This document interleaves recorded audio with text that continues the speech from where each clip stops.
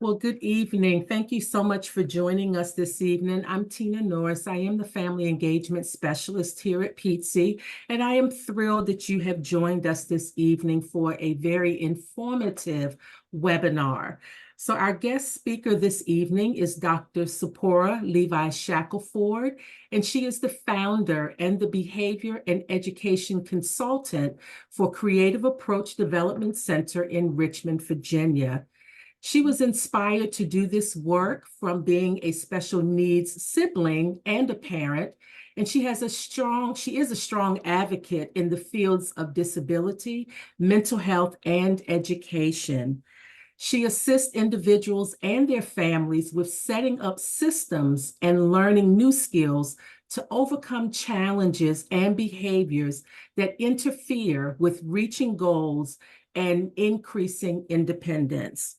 She also provides trainings for businesses and organizations to help them better understand how to support people with disabilities and mental health impairments and those who support them. Sephora has a doctorate in education and certifications in positive behavior supports, disability leadership, and autism spectrum disorders. She has been a speaker across many countries on these particular topics, and she serves on several boards. And so at this time, I would like to turn it over to Dr. Levi Shackelford. Thank you, Tina. Thank you so much. And welcome, everyone. I am very happy to speak with you all this evening. I'm also very shocked that we are in the end of May already. This year is flying by, and we are almost at summer. I know in the Richmond area, students get out of school, I believe, the end of next week. They're not going into June anymore. So yeah, the year is just flying by, and it's time to make those summer plans. So that brings up this topic, the summer slide. So let's get started. So for this conversation, I'll be defining summer slide. I'll be talking about some traditional approaches for trying to avoid summer slide, as well as some innovative approaches. I'll talk about the importance of some structure and routine during the summertime, and then some ways to create a team, because we wear many hats as parents, but we have other resources that we can tap into. Tina just shared information about my background.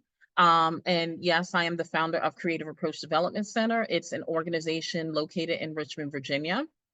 I provide lots of different supports and training and workshops on all kinds of topics related to disabilities, mental illness, and just all things surrounding that for individuals with those diagnoses, as well as their caregivers and parents that support them. So just wanted to share that information, and also host a lot of different events and activities throughout the year. All right, so let's get started. The first part is just to explain what summer slide is. Some people are familiar with the term, but there's a lot that aren't familiar with the term. And what it is it's actually the loss of skills and knowledge during the summer months. It happens because during those summer months, the student is no longer in school. So they're not experiencing their days according to the schedules and the routines that they have while they're in school. And often, summer break is intended to be a break from the long school year. So, there's usually a pause in learning. And I am a real big advocate for that, because I think, we all need breaks. But I do also advocate that while we want to provide our students a break, especially those in special education, because of the the extra amount of work and effort that they put into completing their task and navigating their schools and stuff, it is tiring. So I really do think that this should be a time where there is a break and a pause, but that they're still should be some learning activities sprinkled throughout the day in different ways. And I'll share some of those ways a little bit later on. When we look at the research around summer slide, we see that the biggest areas where the material is lost is in reading and math. This is something that does affect all students, but students that are in special education are at an increased risk because the actual practice of going through their daily routines and the repetition each day helps them to retain those skills as well as develop new ones. So when they don't have that, it puts them at an increased risk for losing that skill set and that knowledge. Summer slide can, be different for each student. It's not a one size fits all. There may be a student that, only requires 1 or 2 weeks, maybe once they get back in school to kind of snap back into that routine. Whereas for others, it may be a longer time period. But on average, the research shows that during the summer, students typically use anywhere from 1 to 3 months of their academic progress. So that's something to keep in mind, because when students start in school, the way that school is now with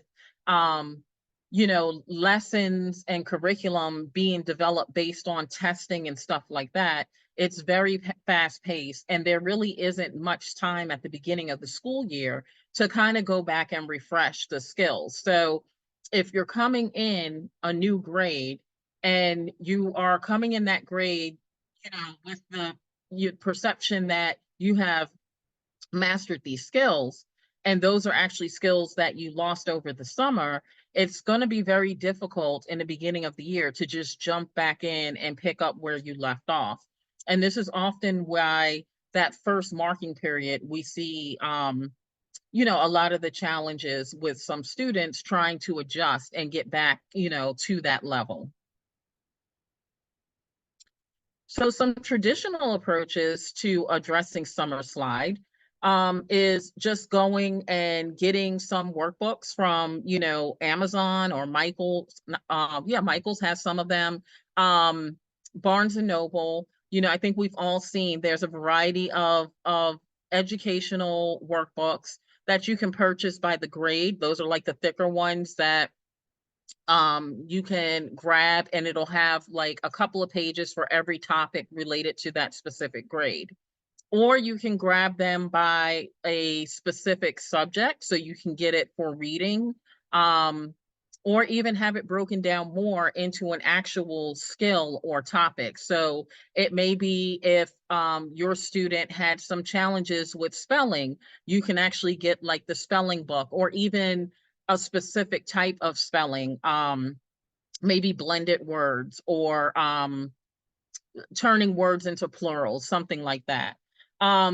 Again, these can be purchased as a workbook, or you can just go online. There's a lot of different websites that provide these different worksheets, and then you can download them and print them. Some of them may even be in a PDF format where, a PDF fillable format where you can actually complete the activities right there on screen. And then in addition to the worksheets and workbooks, of course, there are different websites that have been created for the purpose of skill development and learning. So getting a subscription to one of those is also an option that would give your student access to the content, over the summer. Another traditional approach is for your student to attend camp. There are camps that are dedicated to, just summer fun, but then there's also camps that are specific to different learning skills. So there's reading camps, there's math camps, ones related to writing and so forth.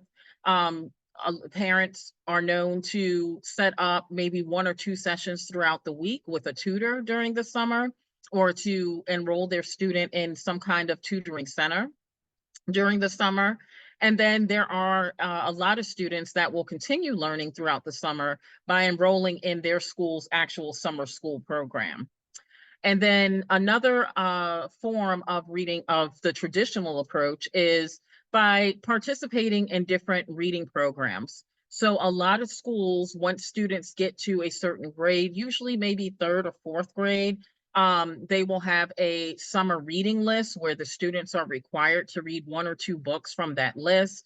Your local libraries usually have summer programs where, the student can set up a reading goal and then, participate in the different activities and win prizes according to reaching their goal or how much progress they make towards their goal.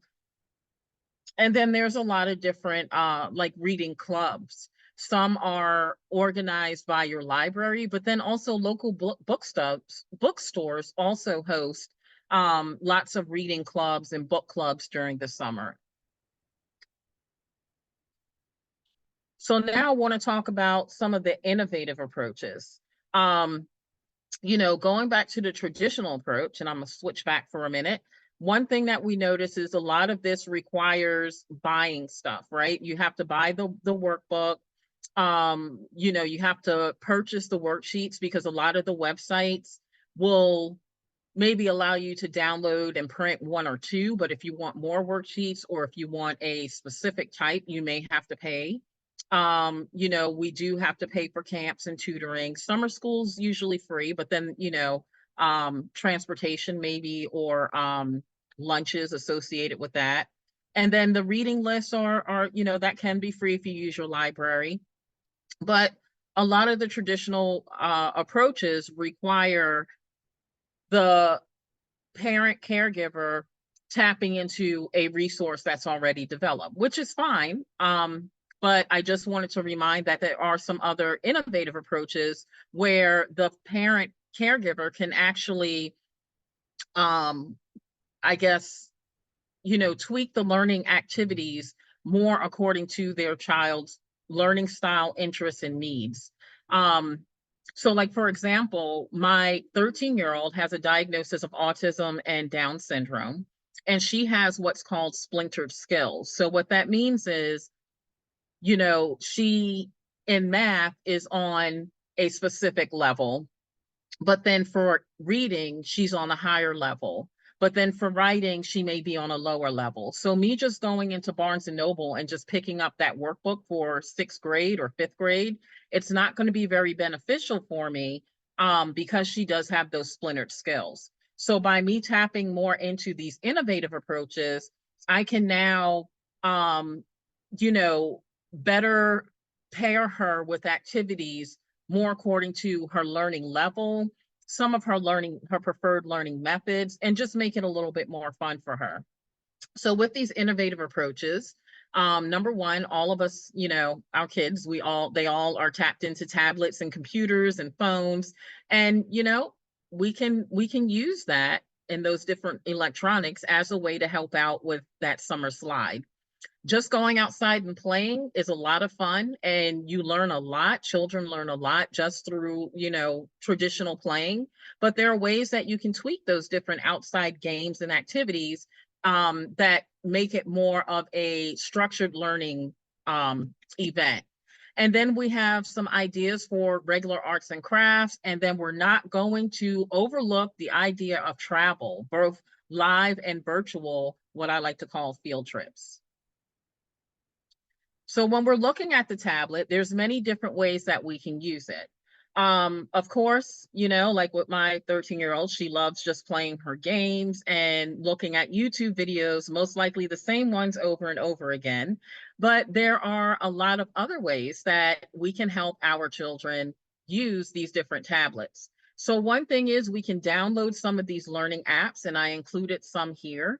ABC Mouse is a great app. It's one of my favorites. They do provide some free access, but even the annual membership isn't too costly.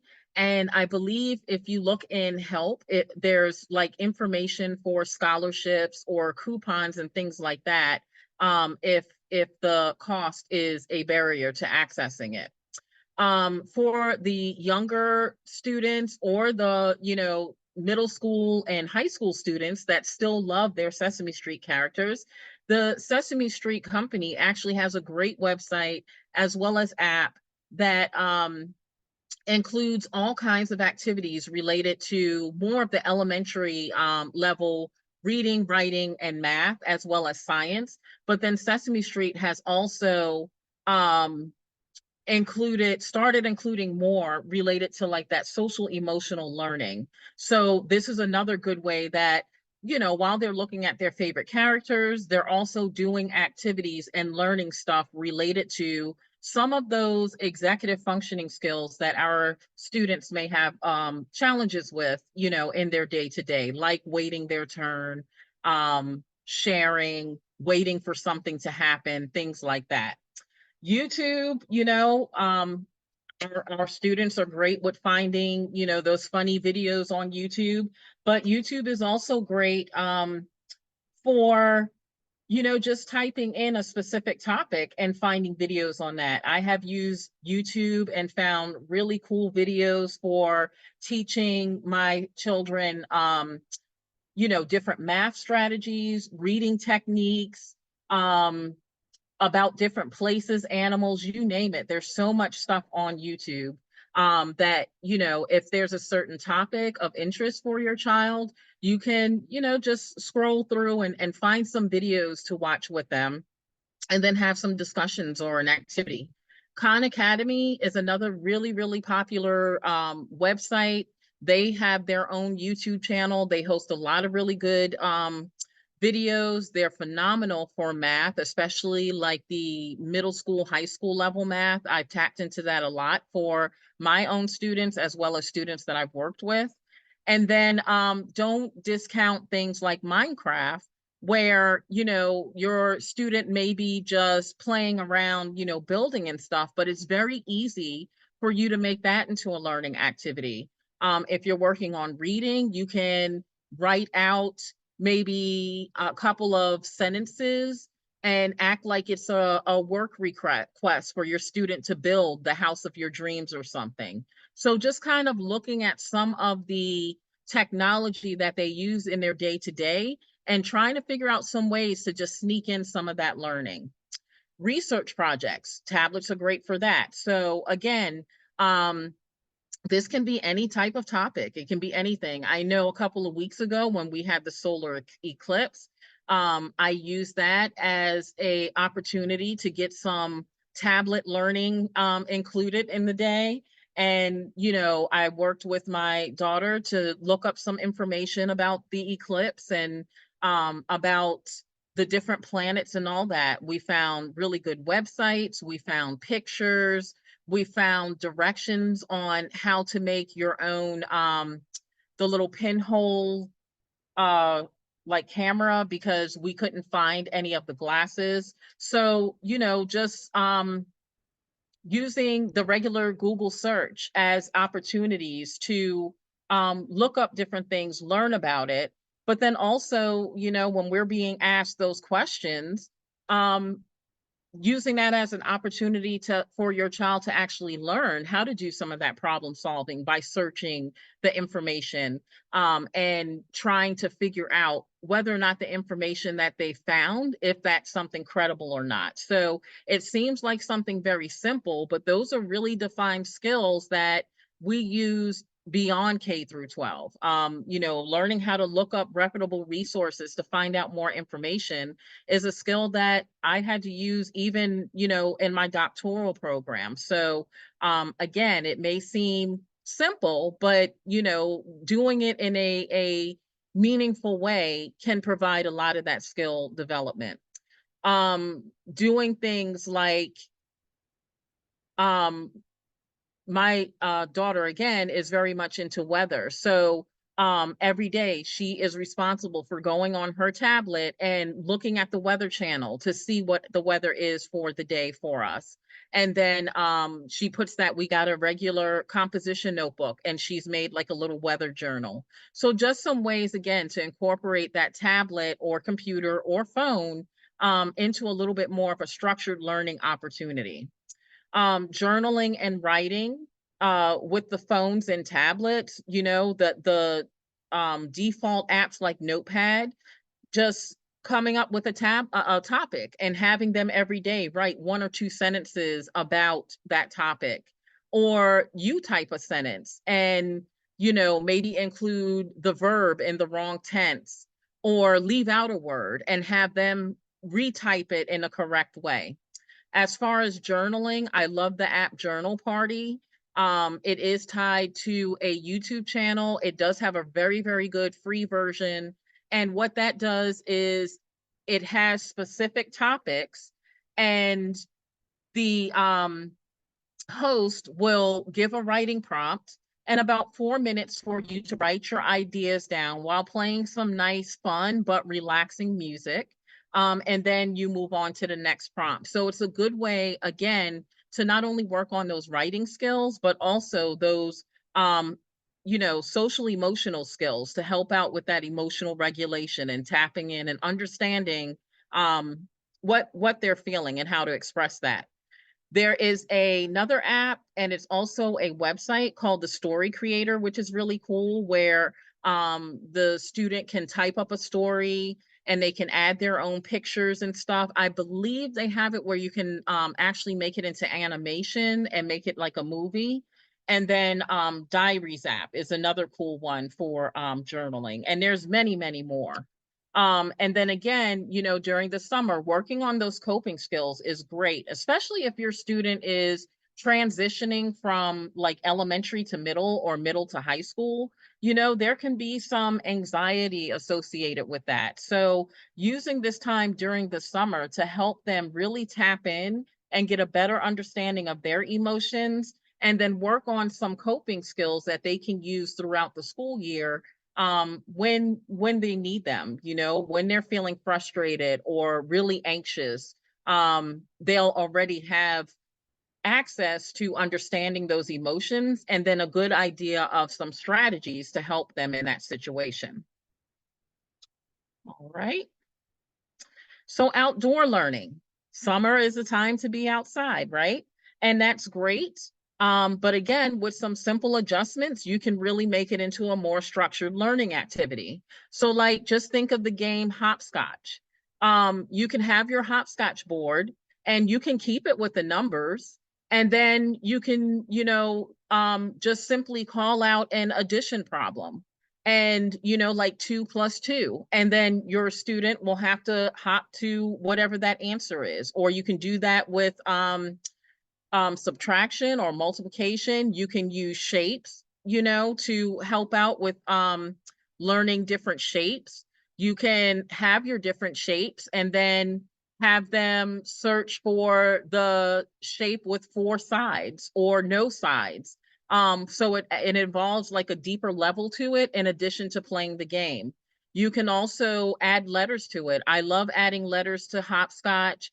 Twister, the big twister mat, that's really fun to just take some simple post-it notes or index cards and a Sharpie, write out the alphabet, and then just tape it to your twister board. Or if you are cool with it, just write it directly on the board. And now you can give different words and they can just hop from one letter to the other to spell out the word and work on spelling. Measuring, you can take a tape measurer and stuff outside and work on measuring different items. Your traditional gardening and stuff provides a lot of structured learning activities, as far as like learning to follow directions, talking about the plant cycle, and then talking about things like recycling,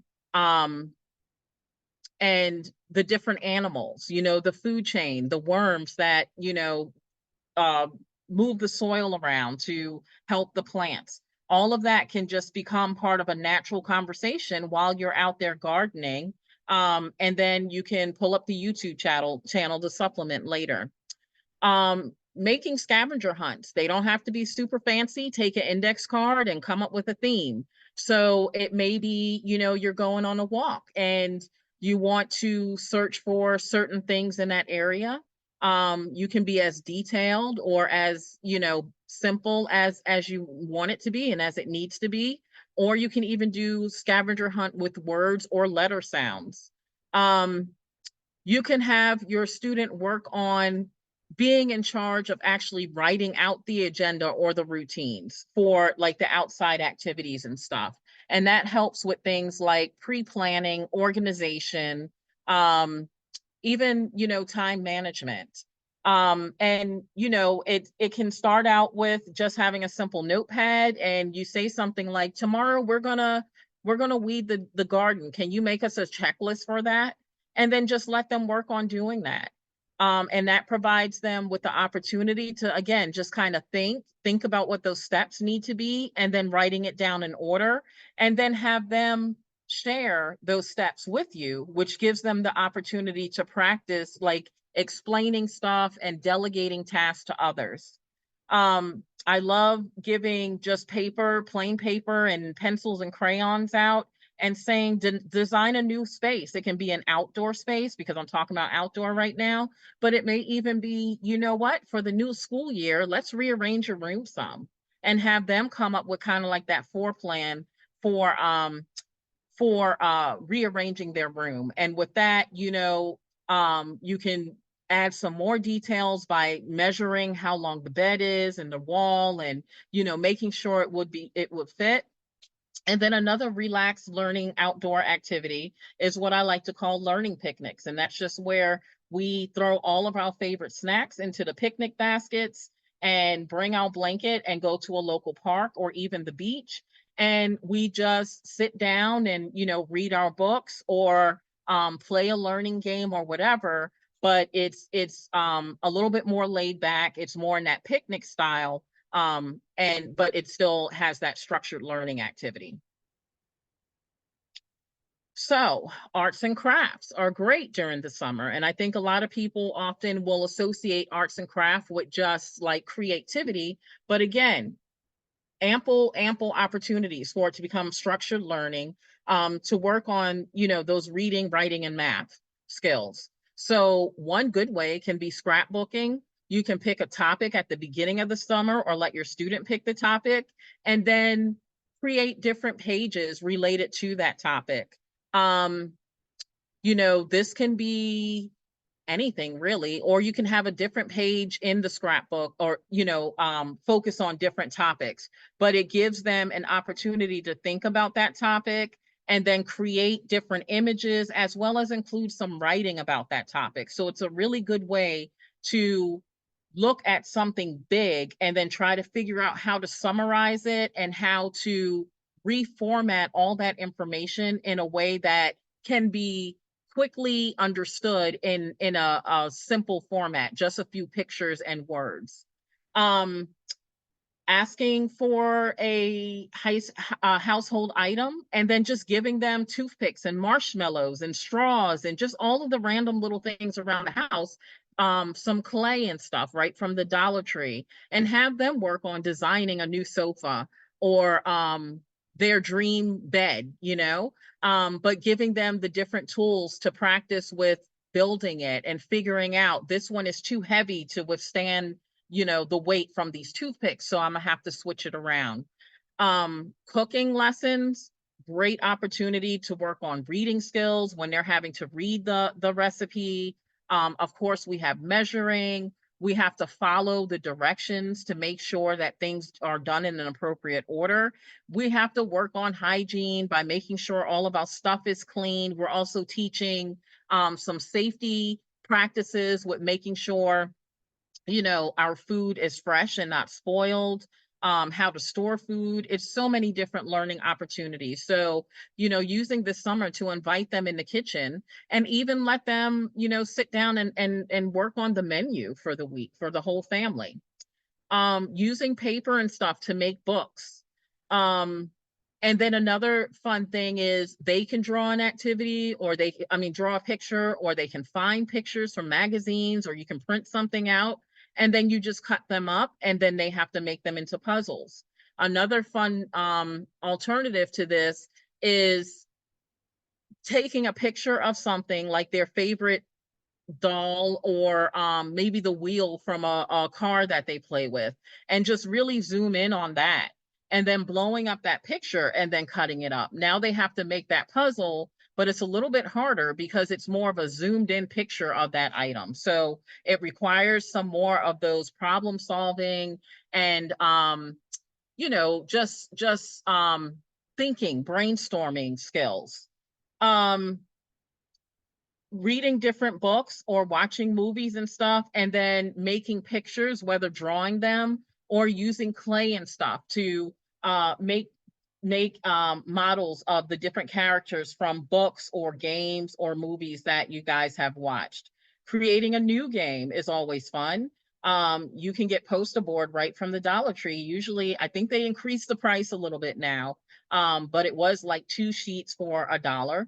And they got the markers and everything. They even sell the dice and little game pieces. There's all kinds of stuff in there. And so just grab some of that stuff and then tell your student that you want them to make a new board game, and see how long they stick with that. And if they're anything like my daughter, the rules will keep changing every time you start winning. Another fun thing is after you read a story or you watch the movie,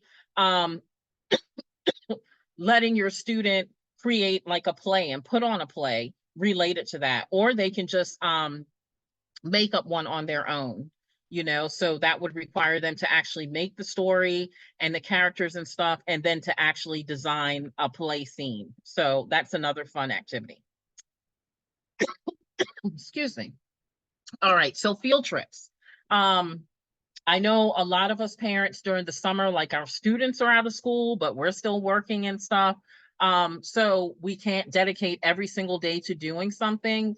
And when we do, want to go somewhere, we may not be able to go really far because we have, just maybe 1 or 2 days, like the weekend or something off before we have to return to work. So just a reminder that in Virginia, we have a ton of really, really nice state parks. So taking a day trip to a state park is a lot of fun. And also, I believe, don't quote me because I have not checked recently, but I know that the state parks will give either a discounted admission or free admission for the individual with either with the disability or support person with them. But there are some different perks and benefits at the state parks for those with disabilities. So check out our state parks, great learning opportunities, great way to get outdoors, and there are some discounts and stuff related. Our different state landmarks and monuments and stuff, local libraries, they all have different summer programs, excuse me. And I believe that the summer program actually starts on June 3rd. So that first week of June.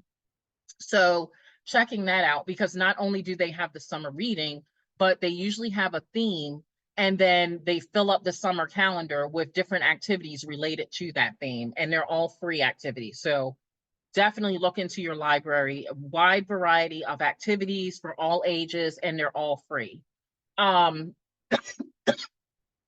Checking out national and international landmarks and places. Again, travel to these places can be really time consuming and expensive. But, since COVID, these different places have really stepped up with providing like virtual tours and stuff that you can access online. So, it may be a place that you guys are interested in. Check out their website. I know like all of the major museums, including like the Louvre in France, the Smithsonian branches up in Washington, D.C., even the Smithsonian Zoo, they all have live tours and stuff on their websites. And then again, on their YouTube channels that you can sit down and watch and talk about, and, even make that, one day we're going to go here and let's create that travel plan. And that's a good activity to work on with your child, where they can research a place that you guys may be interested in, and they can work on identifying like the good season to travel in and how far is it and what's the best method of travel and do we need a passport and what is that? So again, you can include a lot of additional learning strategies. And I guess, you know, with this innovative learning activity section, it's just a reminder that learning happens in so many different ways. It does not have to be every single day the student sits down and, you know, works on 4 to 5 pages in a workbook. It can be this, you know, um, diverse and out of the box. So just keep that in mind, that it may not be all the workbooks or working with the tutor, but it's still providing a lot of learning opportunities. So while we do not need to have a bunch of the tools and resources to duplicate the school as far as like the English book and the math book and the science book and all of that, it is still important to have some kind of a schedule throughout the summer. Again, for our students that are in special education, the biggest cause for that summer slide is that lack of that routine and schedule. Our students are more tapped into having that routine and schedule than we often realize. And those provide different cues for our students and reminders to kind of turn on and pay attention more and pick up more knowledge and skills. When they don't have that schedule with those set, you know, cues to remind them what they're supposed to be doing, not only do we see the summer slide, but a lot of times we start seeing an increase in some of those challenging behaviors, mainly because they kind of don't know where they are in their day. A lot of our students that are in special education require additional supports with developing those executive functioning skills that I talked about earlier, your time management, transitioning from one activity to the other, understanding what to do during downtime. So because they require those additional supports, if they don't have that structure, which provides those like invisible cues for them as to where they are in their day, they actually get lost. And then that causes those challenging behaviors that we see a lot during the summer.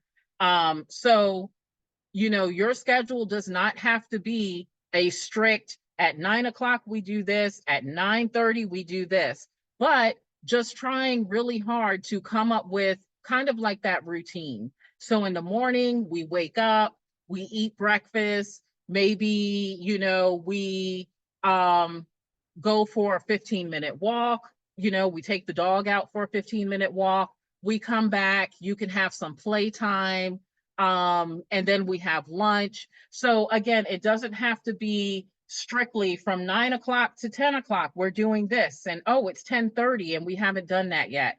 We don't need to get to that level because again, it is summer.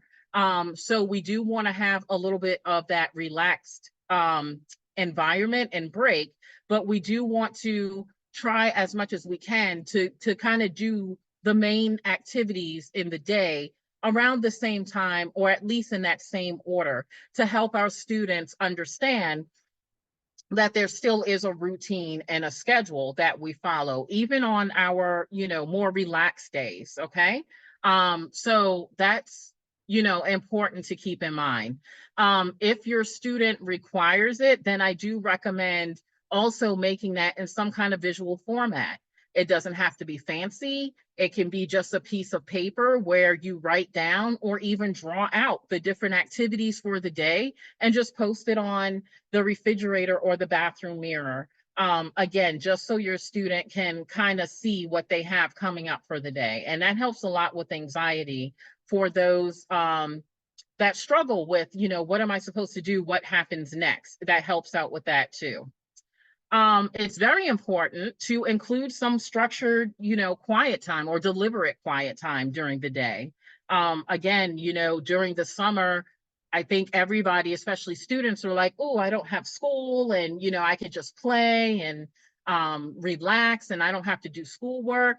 But, you know, the summer is a time to maybe not necessarily work in a very rigorous format on your academic stuff, but it's a great time to work on those life skills. So including that quiet time, I like to include like 15 minutes towards late morning and then maybe 15 minutes after lunch.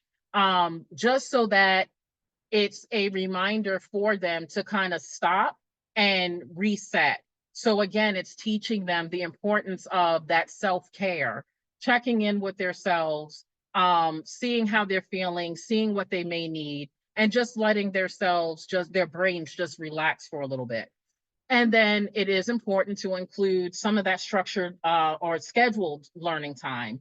So again, like 15 to 30 minutes a day, you can break it up throughout the day. Or if you're doing something, like I mentioned earlier, gardening, you can let that be the learning time for the day.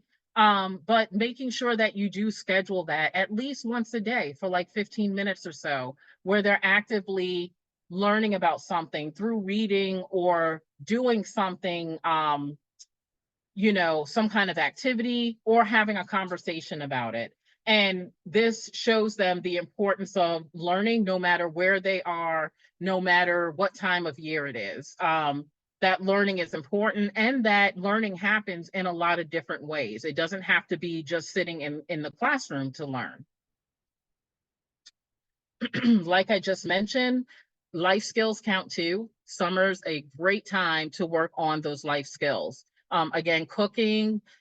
This is a good time to maybe work on some of that independence, keep up with the hygiene stuff, learning money management, time management, taking the time over the summer to learn more about their diagnosis and then their specific needs related to their diagnosis. That helps out with those self-advocacy skills. So learning what their diagnosis means and then looking at some organizations to see other people who have that same diagnosis. And if they're younger, what are the adults with this type of condition doing with their life so that they can start having ideas about their future and their adulthood. If it's something that the student's able to do, talking about and starting to work on driving skills, safety practices. It's a great time to learn swimming, to learn different things like basic first aid, safety when out in the community, with communicating with strangers or learning their address and stuff. It's a good opportunity to learn about, these different things so that they can do it in a little bit more relaxed time period. And then when school comes, it's not as difficult to have to learn these life skills in addition to keeping up with the academic stuff. And then again, I mentioned earlier the coping skills, especially important if they are transitioning to that next level of education, like middle school and high school and stuff. So talking about some of the differences, letting them go and tour their new school, talking with the school counselor and stuff, and seeing if they can come up there before everybody gets there and just take time walking the halls to figure out where the gym is and the library is and so forth. So real quick in the chat, I just saw a question popped up. Sarah says her daughter is almost 5 and is autistic and can be very active. She's still bouncing around if we try to initiate a bit of quiet time. How do you suggest transition to quiet time, or what can they do for quiet time? And that's a great question. So in that situation, what I would recommend is starting out with just 1 minute. Grabbing a timer. It can be like the little sand timer or the digital timer, but something, or even like again with YouTube and stuff, you can type in 1 minute timer and they have like the digital one, that you can watch counting down. But starting out small with just 1 minute and just doing something like giving her a task to focus on for 1 minute. So it may be that you have a bunch of those little cotton balls and she needs to separate them by colors for 1 minute. And you're telling her, okay, before the timer goes, how many can you get in the purple cup? Can you get all the orange ones in the orange cup? But something like that to just start to help her start to realize that there's a time where she has to sit. It doesn't have to be in the chair. It could be on the floor. It could be on the couch. um, but just letting her know, drawing that attention in by talking about it, and then bringing in that timer and giving her like a focused activity to work on that's a little bit quieter. So like I said, something with like the little fuzz balls, or um, looking through a picture book, or working on a puzzle, but something that's not like the loud game on the tablet or a loud toy, for her to focus on that time. And then, you know, support her with reaching that goal for that 1 minute. And after she's able to reach that 1 minute consistently, then you can move it up to a minute 30 or 2 minutes, depending on how well she adapts to the extension of that time. But that would be suggestions on how I would introduce that um, to my daughter. In fact, I did those exact strategies with my 13-year-old now. And another thing is, parents, our students, they watch and mimic us. So, you also saying, "Ooh, it's time for me to do my quiet time," and setting that 1 minute timer and just sitting for a minute and maybe looking through a magazine or something to, provide that example model for her.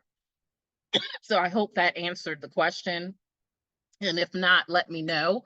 And I can email you, you can email me and I can share some more ideas. Um, where am I on time? Okay. Community resources. So there's a lot of community resources that I want to remind you guys to check into. Again, we are parents, and we're, parents with children with disabilities and special healthcare needs. So we're used to wearing many, many hats, but you don't always have to wear all the hats. So remember to tap into your community resources.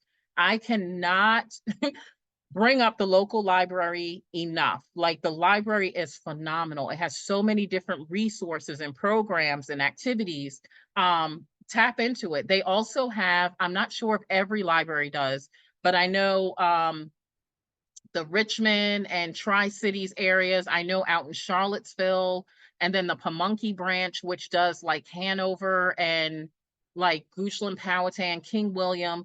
They all have these things called now I can't remember the name of it, but they're like learning packs, and it'll be like a specific theme, and you can check it out. It comes in a little backpack, and whatever the theme is, it'll have books, it might have a puzzle or a game, it'll have some DVDs in it, and it's all related to that activity. And you can check them out just like a regular book, and then you have everything you need to work with your student on that activity. If you live in a neighborhood where it's like a group of kids, the library even has the little book club backpacks now, where they'll have like 6 to 8 copies of the same book, and you can check those out. And now your student and their friends and neighbors can all read the same book together. Maybe once an afternoon, y'all can get together and read a couple of pages, or they can all read it independently and then just take turns talking about it. Your school has different summer activities you can tap into. Your local Parks and Rec has a lot of activities. I believe most Parks and Recs now through your counties actually has what they call therapeutic recreation. I know in the past, the challenge was the therapeutic recreation programs were usually designed for teens and young adults, but now they're starting to include more for elementary. And even the elementary and middle school, like general programs, are very, very willing to accommodate. So just, reach out and let them know what your student may need. And, they are pretty much on it with helping out with that. There's lots of disability organizations in Virginia, and they host lots of different activities during the summer. The YMCA, I know the YMCA, they're not really advertising it, but if you check out your local YMCA, look on their website or give them a call, because they started a adaptive swimming program. So you can check that out to get the swimming lessons for your student. Summer's great for, learning that safety skill, and it's great for exercise and stuff. The museums, Virginia has a lot of museums. Depending on um the days of the week or the times of day, they offer a lot of time discounts. I'm like all about the discounts. I have 4 kids, so admission adds up. So I took time to learn as much as I could over the years, and still, for different discounts to make it more cost effective. So I know, like, usually maybe an hour or two before closing time, the different museums will offer like a discounted rate. They may have rates for an individual with a disability or their support person to get in half price or free. The movie theaters do that as well, the Regal Cinema movie theaters. The local community camps, they're great resources to tap into. And then using your social media, to see what's going on in your neighborhood and in your county. And then I really recommend following your local news stations, because organizations will share their upcoming events and stuff with the news stations, and then they'll post it on their websites and social media pages. So that's another really good way to find out about different activities, festivals and stuff going on in the community. So I'm gonna, I see I have 2 things in the chat I'm gonna look at, but this is my contact info here.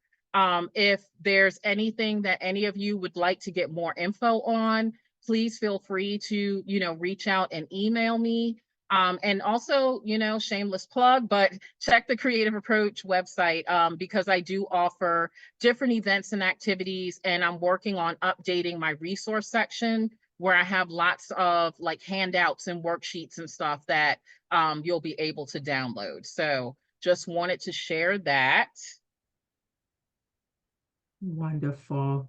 All Thank you right. so much for sharing this information. Boy, we got a lot of really good information this evening. I did drop in the chat the evaluation for this evening's webinar. If you would take just a few moments and complete that for me. At this time, I am going to stop the recording.